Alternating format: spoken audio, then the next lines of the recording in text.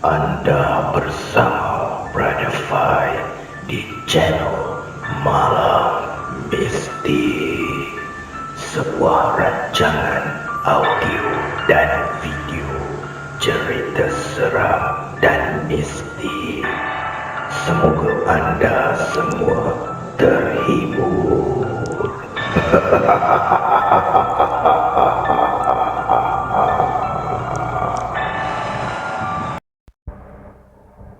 Apa kabar para pendengar Malam Mistik?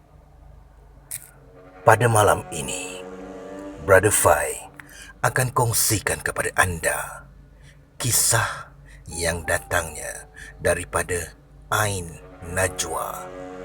Kisah yang bertajuk Boneka.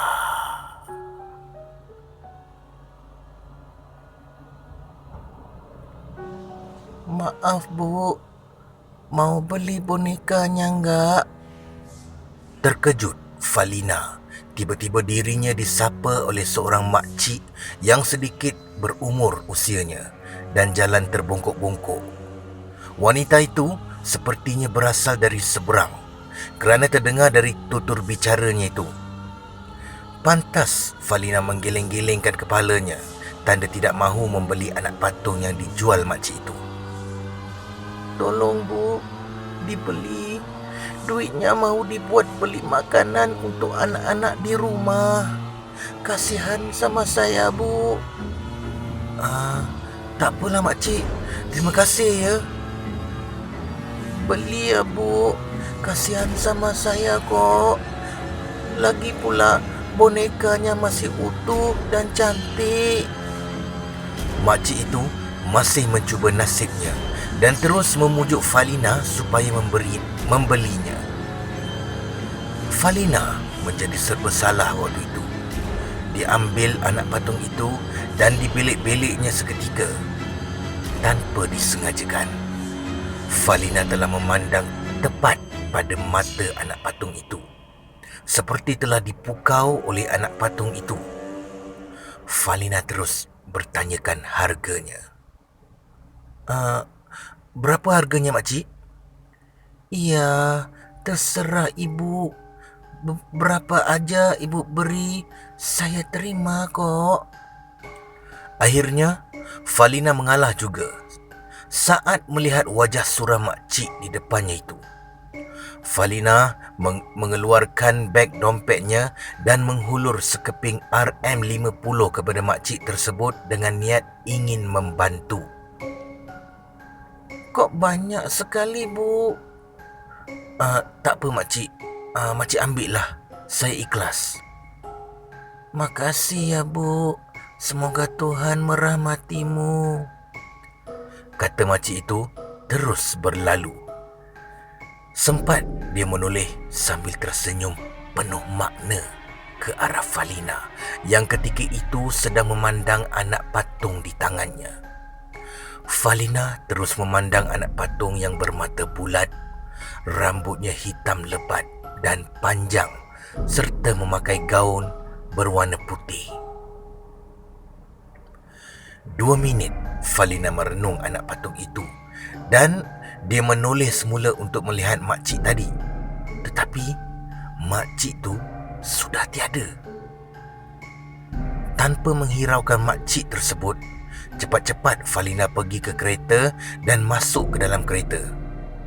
Anak patung yang baru dibelinya diletakkan di bahagian penumpang. Baru Falina hendak menutup pintu keretanya, tiba-tiba datang satu angin menyapa wajah Falina. Falina rasa terkedu seketika dengan kejadian itu. Malas hendak memikirkannya. Terus saja Falina memandu keretanya pulang ke rumah. Sampai saja di rumah adiknya, Falina telah disambut oleh anaknya yang berusia 6 tahun iaitu Alisa. Falina telah menumpangkan Alisa di rumah adiknya kerana dia ada hal yang perlu diuruskan. Falina mendapatkan Alisa dan mencium anaknya itu berkali-kali sambil tangannya menyorokkan anak patung yang baru dibelinya itu. "Surprise!" kata Falina sambil menghulurkan anak patung itu kepada Alisa. "Yeay! Mami beli doll baru untuk Lisa!" balas Alisa keriangan. 2 minggu sudah Alisa bersama anak patung barunya itu yang diberi nama Nelly. Nampak seperti Alisa tidak mahu berenggang langsung dengan Nelly. Ke mana saja dia pergi, pasti Nelly dibawanya sekali. Alisa dan Nelly seperti tidak boleh dipisahkan. Kerana itu saja kawannya di rumah, malah dia akan menangis jika anak patungnya itu tidak ada bersamanya. Falina yang menganggap itu adalah sebahagian ragam kanak-kanak apabila mendapat permainan baru, tidak merasa pelik dengan kelakuan Alisa. Tibalah satu ketika kejadian-kejadian pelik terjadi seperti guli berguling, suara budak menangis serta kerusi dan meja diseret. Sering berlaku ketika Falina bersendirian di rumah bersama Alisa, memandangkan suaminya sering pulang lewat kerana bekerja. Falina yang selalu berfikiran positif tidak memikirkan yang bukan-bukan. Memandangkan rumahnya berdekatan dengan hutan, dibiarkannya saja. Malam berikutnya, Falina seperti biasa akan menghantar Alisa masuk ke dalam bilik tidur untuk tidur. Seperti biasa, Nelly tidak lepas dari pegangan Alisa. Setelah memastikan anaknya selesa di atas katil dan tidur, Falina melangkah pula ke biliknya. Pada jam 2 pagi, Falina terjaga dari tidurnya apabila mendengar seperti ada orang berlari-lari di luar biliknya. Falina terus bangun dan membuka pintu. Alangkah terkejutnya dia ketika itu kerana melihat anak patung milik Alisa berada di depan pintunya dalam keadaan terduduk dan kepalanya mendongak ke atas memandangnya. Pucat wajah Falina ketika itu. Bagaimana pula patung ni boleh berada di depan biliknya? Bergegas Falina pergi ke bilik Alisa untuk melihat anaknya itu. Syukur Alisa masih tidur nyenyak di atas katil sambil memeluk Nelly.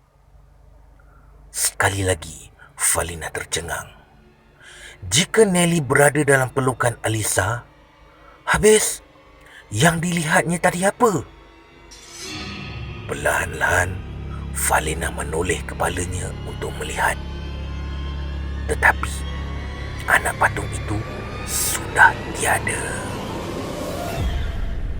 Falina mengurut dadanya dan beristighfar. Astaghfirullahalazim. Laju kakinya masuk ke dalam biliknya semula. Falina berbaring di sebelah suaminya dan cuba melelapkan mata. Tidak sampai beberapa saat, tiba-tiba katilnya bergegar dengan kuat, membuatkan Izzuddin turut terjaga dari lenanya.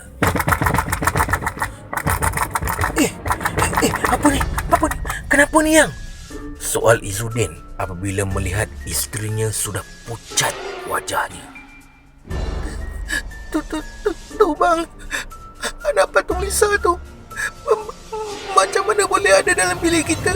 Sedangkan tadi Nina tengok dia ada dalam bilik Lisa, kata Falina sambil menunjuk ke arah Nelly yang sedang duduk di hujung katilnya. Awak pasti ke yang awak dah letak sekali dengan Lisa? Entah-entah patung ni memang ada kat sini. Kan Lisa main dengan patung ni dalam bilik kita. Awak lupa kot nak bawa sekali masa hantar Lisa tadi, kata Izzuddin pula. Betul bang. Lina yakin sangat yang Alisa nak bawa sekali patung ni masuk bilik dia tadi. kata Falina meyakinkan suaminya. Khayalan awak je ni. Dah jom kita pergi tengok. Kita tengok Lisa. Bawa patung ni sekali, arah Izudin. Mereka pun melangkah masuk ke dalam bilik Alisa. Dan benar, Nelly tiada di dalam pelukan Alisa waktu itu. Sekali lagi Falina terkejut. Bagaimana ini boleh berlaku? Yang, betul tak apa bang kata? Awak terlupa tu nak bawa sekali patung ni tadi, kata Izudin sambil meletakkan semula Nelly di sisi Alisa. Keesokan harinya ketika Falina sedang memasak, tiba-tiba dia terdengar suara orang berbisik di telinganya. Serta-merta bulu romanya meremang dan menoleh ke belakang. Ternyata tiada sesiapa yang berada di dapur itu melainkan dirinya seorang saja. Falina meneruskan kerja memasaknya dan seketika kemudian dia mendengar Alisa bercakap seorang diri di ruang tamu rumahnya sambil bermain dengan anak patungnya. Falina segera mendapatkan Alisa dan bertanya dengan siapa Alisa sedang bercakap. Lisa? Cakap dengan siapa tu? Oh, Mami. Ni tadi ada nenek tua datang nak main sekali dengan Lisa. Nenek? Mana ada orang kat sini, Lisa? Nenek mana pula ni? Ada tadi, Mi. Mami datang je, dia terus pergi. Kesian nenek tu, Mi. Dia tak ada kawan. Baju dia kotor, Mi. Lepas tu rambut dia kembang je, tak sikat. Berderau darah Falina naik ke muka. Dipandangnya sekeliling ruang tamu rumahnya tu dan dia melihat pula anak patung di tangan Alisa. Falina sudah mula rasa tak sedap hati. Adakah anak patung yang dibeli dari seorang makcik tempoh hari menyebabkan rumahnya diselubungi misteri? Dah. Jom main kat dapur. Teman Mami masak. Malam harinya pula, sekali lagi Falina diganggu ketika sedang tidur lena. Falina terasa ada seseorang yang menyentuh kakinya. Falina menyangka Alisa yang datang ke biliknya. Tetapi bila dia membuka mata, tiada pula Alisa di depannya. Falina bangun dari pembaringannya dan dia melihat anak patung milik Alisa sudah berada di hujung kakinya. Falina merasakan ada sesuatu yang aneh dengan patung itu. Segera dia mencapainya dan membawanya keluar dari bilik, lalu menyimpan anak patung itu di dalam stor dan mengunci pintu itu. Kemudian dia kembali ke biliknya semula. Buka saja pintu bilik, tiba-tiba Izudin sudah berada di depan pintu. Terkejut Falina dibuatnya sambil mengurutkan dada. Astaghfirullahalazim. Awak dari mana ni? Dari dapur. Minum air tadi. Haus. Samalah. Abang pun haus juga ni. Nak turun kejap. Falina menganggukkan kepalanya dan kembali ke katil. Izudin pula sudah turun ke bawah untuk minum air. Sedang Izudin mengeluarkan air sejuk dari dalam peti, tiba-tiba dia terdengar paip air di tandas terbuka. Izudin menjadi pelik. Bagaimana paip air boleh terbuka sendiri? Izudin meletakkan bekas air di atas meja makan dan melangkah ke arah tandas untuk melihat. Perlahan-lahan dia menolak daun pintu tandas dan hampir saja dia menjerit dengan apa yang dilihatnya ketika itu. Izzuddin melihat ada kepala seorang nenek tua berwajah hodoh di dalam mangkuk tandasnya. Matanya terbeliak memandang Izzuddin. Izzuddin juga perasan anak patung milik Alisa juga ada di dalam tandas itu. Terus saja Izzuddin menutup paip air tersebut dan berlari naik ke atas semula. Saat tiba di atas, Izzuddin melihat pintu bilik Alisa terbuka sedikit dan terasa seperti ada orang memerhatikannya. Dia melangkah kakinya untuk melihat keadaan anaknya. Pintu dikuak dan Izzuddin melihat Alisa sedang tidur sambil memeluk anak patungnya. Izzuddin tergamam. Bagaimana patung tu boleh ada bersama Alisa dalam waktu yang sangat singkat? Izzuddin menelan air liurnya dan mengambil anak patung itu lalu dibawa ke dalam biliknya. Dia menceritakan kepada Falina tentang kejadian yang menimpanya tadi. Telopong Falina dibuatnya ketika melihat Izzuddin sedang memegang anak patung milik Alisa itu. Lina dah simpan dalam stor tadi bang. Macam mana boleh ada dalam bilik Lisa pula? Entahlah. Abang rasa anak patung ni ada sesuatu lah. Lalu Falina dan Izzuddin sepakat untuk meletakkan anak patung itu di dalam bilik mereka serta di dalam almari bilik mereka, serta menguncikannya. Tidak lama selepas itu, almari Falina bergegar kuat, membuatkan Falina dan Izzuddin terjaga semula. Ketika Falina membuka matanya, dia ternampak ada seorang nenek tua di sudut biliknya sedang berbongkok memandang tajam ke arahnya. Wajah nenek tua itu dalam keadaan yang menakutkan, dengan hidung dan bajunya berlumuran darah. Falina tersentak dengan kehadiran nenek tua itu. Dia merapatkan tubuhnya pada Izzuddin dan bertanya, "Abang, abang nampak tak? Apa yang Lina nampak?" "Hah? Apa yang awak nampak?" "Abang tak nampak apa-apa pun, melainkan almari itu bergegar je." "Ada nenek tua bang depan kita sekarang ni. Dia pandang kita bang, macam marah je kita kurung anak patung tu dalam almari." Izzuddin memandang isterinya berulang kali. Sukar pula untuk dipercaya yang ada seorang nenek tua di dalam bilik mereka ketika itu.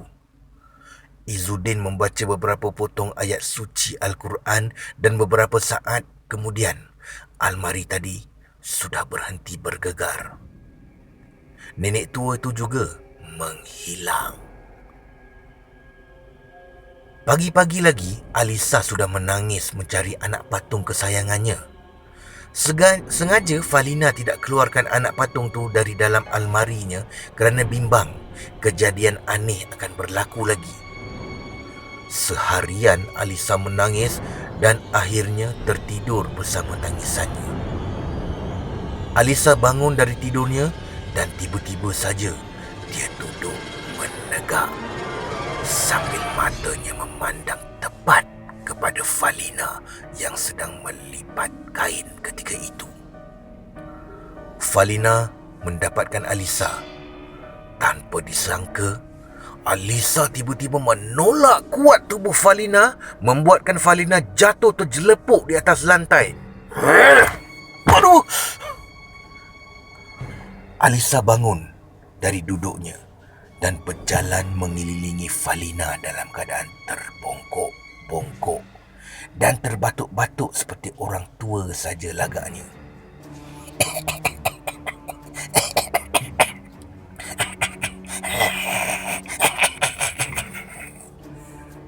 Tiba-tiba, Alisa berhenti di hadapan Falina dengan mata yang membutang. Kau, keluarkan aku dari tempat kurungan itu. Aku mau dekat dengan anakmu, kata Alisa. Suaranya tidak ubah seperti nenek tua yang sudah berpuluh tahun hidupnya. Siapa kau, ah? Apa yang kau nak dari keluarga aku? Jangan kau mengganggu anak aku, jerit Falina pula takut-takut.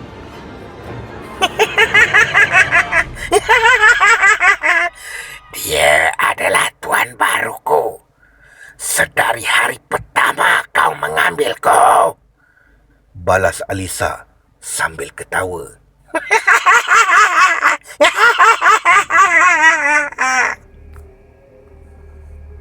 Falina teringatkan makcik yang menjual anak patung itu padanya tempoh hari.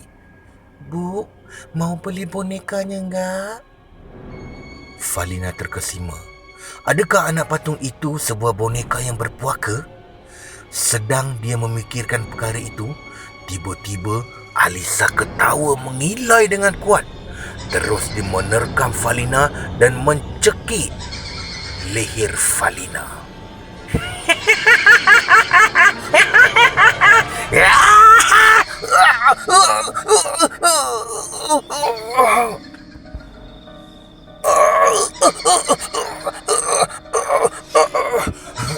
Meronta-ronta, Falina minta dilepaskan. Tersekat-sekat nafasnya ketika itu. Mujurlah Izzuddin pulang awal pada hari itu. Melihatkan yang Alisa sudah duduk mencangkung di atas Falina, cepat-cepat dia mendapatkan anaknya itu dan membawanya turun dari badan Falina. Falina memegang lehernya yang sakit akibat dicekik oleh Alisa. Aduh. Sungguh kuat cengkaman anaknya itu, walaupun baru berumur 6 tahun. Alisa pula menjerit-jerit supaya dilepaskan. Izzuddin tidak mengindahkannya, lalu dibaca beberapa surah untuk menenangkan anaknya itu. Malam itu, sekitar jam 1 pagi, Izzuddin masih berjaga kerana menyelesaikan tugas pejabat yang tertanggung. Tiba-tiba, pintu rumahnya diketuk bertalu-talu.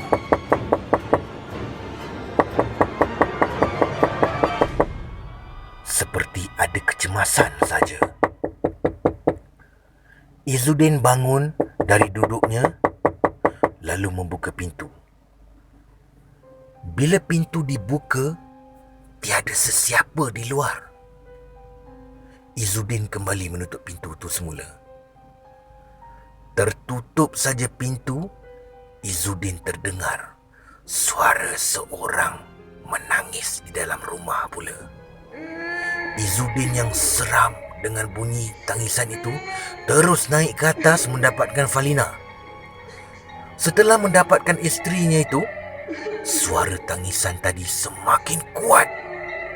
Ia terdengar dari arah bilik Alisa. Berlari-lari Izzuddin dan Falina pergi ke bilik Alisa, dan apabila pintu ditolak, mereka melihat ada seorang sedang duduk membelakangi mereka di sudut bilik itu dan menangis. Mereka mencari Alisa, tetapi Alisa tidak kelihatan. Perlahan-lahan tubuh yang duduk membongkok tadi memusingkan badannya sambil menunjukkan Alisa yang sudah berada di dalam dakapannya bersama anak patung misteri itu. Falina mulai panik, bimbang anaknya diapa-apakan. Falina merayu-rayu agar anaknya dilepaskan, tetapi tidak diindahkan oleh nenek tua itu.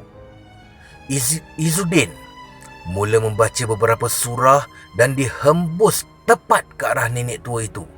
Nenek tua itu menjadi marah dan bertukar menjadi seorang perempuan yang hodoh, bermata merah, berambut panjang dan bergigi taring.